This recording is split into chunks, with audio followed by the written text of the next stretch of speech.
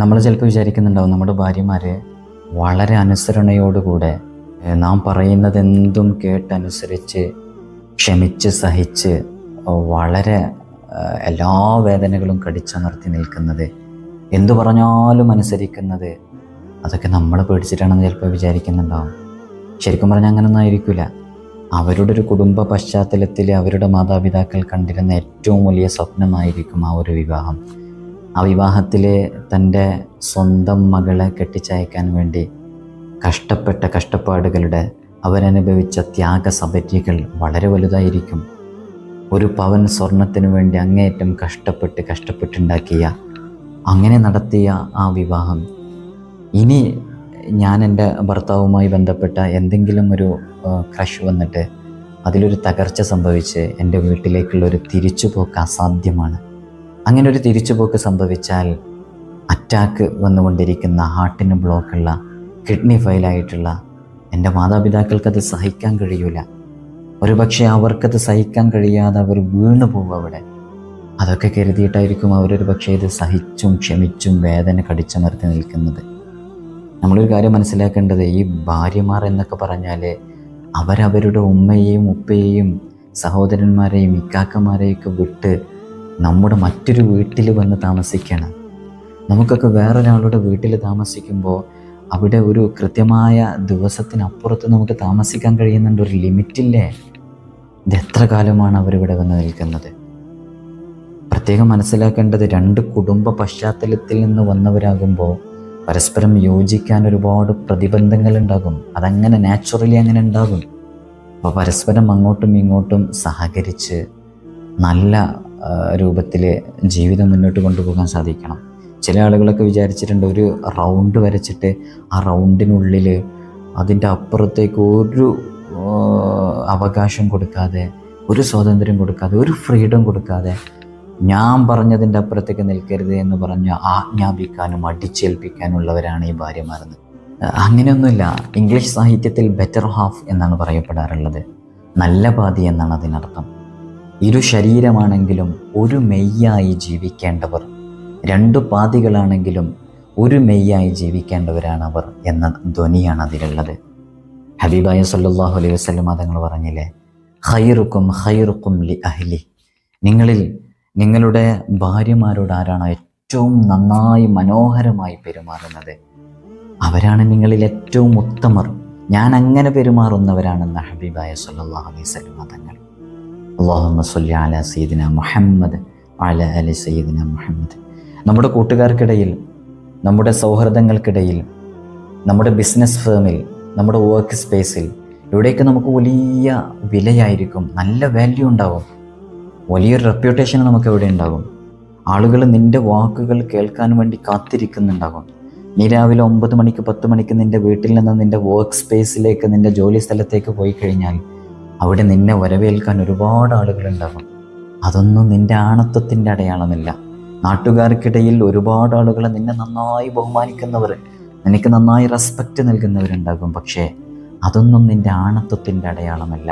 ഹബീബായ സല്ലല്ലാഹു അലൈഹി വസല്ലം തങ്ങൾ പറഞ്ഞു, നിങ്ങളിൽ ആരാണോ നിങ്ങളുടെ ഭാര്യമാരോട് വളരെ നന്നായി മനോഹരമായി പെരുമാറുന്നത് അവരാണ് ഉത്തമർ എന്ന് അഷ്റഫുൽ ഖൽഖ് മുഹമ്മദ് റസൂലുള്ളാഹി സല്ലല്ലാഹു അലൈഹി വസല്ലം തങ്ങൾ.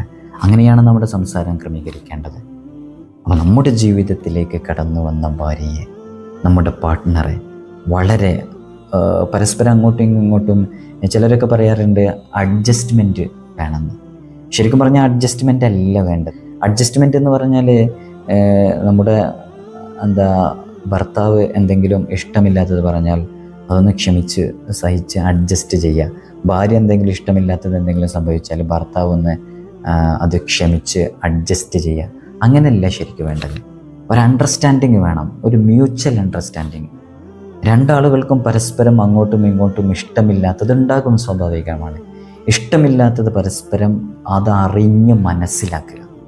അതാണ് അണ്ടർസ്റ്റാൻഡിങ് എന്ന് പറഞ്ഞാൽ, മ്യൂച്വൽ അണ്ടർസ്റ്റാൻഡിങ്. രണ്ടു ഭാഗത്തു നിന്നും പരസ്പരം ഇഷ്ടമില്ലാത്തത് മനസ്സിലാക്കി അത്തരം കാര്യങ്ങൾ ഒഴിവാക്കുക. ഏതെങ്കിലും ഒരു സമയത്ത് ഭാര്യ എന്തെങ്കിലും പറഞ്ഞ് ഭർത്താവിനത് ഇഷ്ടമില്ലാത്ത കാര്യങ്ങളാണെങ്കിൽ അത് ഒഴിവാക്കുക. ആ കാര്യങ്ങൾ പിന്നെ പറയാതിരിക്കുക. അങ്ങനെ മനസ്സിലാക്കിയിട്ട് അതിൽ നിന്ന് പിന്മാറുക. അത് രണ്ട് ഭാഗത്തുനിന്നും അതുപോലെ ഉണ്ടാകുമ്പോൾ ആ ബന്ധം വളരെ മനോഹരമായ ബന്ധമാണ്. കപ്പിൾ ലൈഫ് എന്നൊക്കെ പറഞ്ഞാൽ എത്രത്തോളം ആസ്വാദ്യമായ, എത്രത്തോളം എൻജോയ് ചെയ്യാൻ പറ്റുന്ന മറ്റൊരു റിലേഷൻഷിപ്പ് ഏതാണ്? അള്ളാഹു തൗഫീഖ് നൽകി അനുഗ്രഹിക്കുമാറാകട്ടെ. ഭർത്താക്കന്മാരെ കൊണ്ട്, മക്കളെ കൊണ്ട്, മദ്യപാനികളായ മക്കളെ കൊണ്ട് കഷ്ടപ്പെടുന്ന എത്രയോ ഭാര്യമാർ. അള്ളാഹു സുബ്ഹാനഹു വ തആല എല്ലാവർക്കും ഹുസ്നുൽ ഖുൽഖ് നൽകട്ടെ. ഞാനീ പറഞ്ഞു വന്നതിൻ്റെ ആശയം, ഈ ശബ്ദം കേൾക്കുന്നവരൊക്കെ അവരവരുടെ ബന്ധം അത് വളരെ സുദൃഢമാക്കാനും വളരെ നന്നായി മുന്നോട്ട് കൊണ്ടുപോകാനും. അപ്പോൾ നമ്മൾ മനസ്സിലാക്കേണ്ടത്, നമ്മൾ പേടിച്ചിട്ടൊന്നല്ല അവർ ജീവിക്കുന്നത്. ആ കാലമൊക്കെ മാറിപ്പോയി. അവർ ഇങ്ങനൊരു അവസ്ഥയിലേക്ക്, സിറ്റുവേഷനിലേക്ക് വഴി മാറിപ്പോകരുതെന്ന് കരുതിയിട്ടായിരിക്കും അവർ നിൽക്കുന്നത്. അവർ ക്ഷമിച്ചും സഹിച്ചും നിൽക്കുന്നുണ്ടല്ലോ നമ്മുടെ വീട്ടിൽ. നമുക്കവിടെ പോയിട്ടൊരു 3 ദിവസത്തിലപ്പുറം നിൽക്കാൻ സാധിക്കുന്നുണ്ടോ?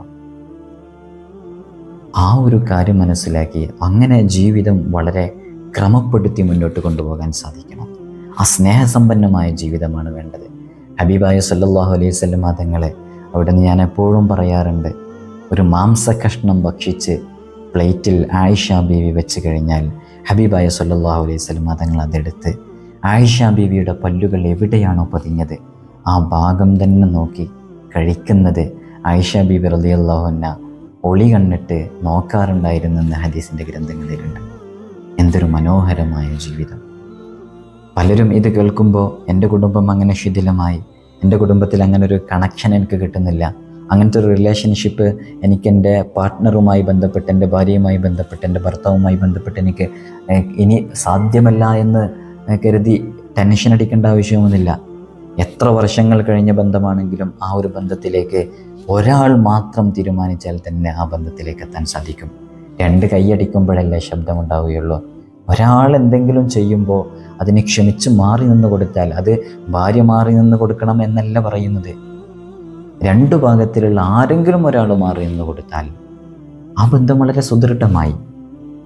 നമുക്ക് നമ്മുടെ കൂട്ടുകാർക്കിടയിലോ നമ്മുടെ കുടുംബങ്ങൾക്കിടയിലോ നമ്മുടെ ഞാൻ നേരത്തെ പറഞ്ഞതുപോലെ ആർക്കിടയിലും നമുക്ക് എത്ര വലിയ സ്ഥാനമുണ്ടായാലും നിന്നെക്കുറിച്ച് മനസ്സിലാക്കുന്നത് നിൻ്റെ ഭാര്യ നിന്നെക്കുറിച്ച് സംസാരിക്കുമ്പോൾ വാചാലമാകുന്നുണ്ടോ? അവൾക്കെന്താണ് പറയാനുള്ളത്? നല്ല സംസാരങ്ങളാണോ പറയാനുള്ളത്? എന്നാൽ നീ ഉത്തമനാണ്. അള്ളാഹു നമ്മുടെ ജീവിതമൊക്കെ വളരെ സുദൃഢമായ ഹബീബായ സല്ലല്ലാഹു അലൈഹി വസല്ലം തങ്ങളുടെ കുടുംബജീവിതം പോലെ നല്ലൊരു ജീവിതം നമുക്ക് നമ്മുടെ ഈ കപ്പിൾ ലൈഫിൽ മുന്നോട്ട് നയിക്കാനുള്ള തൗഫീഖ് റബ്ബ് സുബ്ഹാനഹു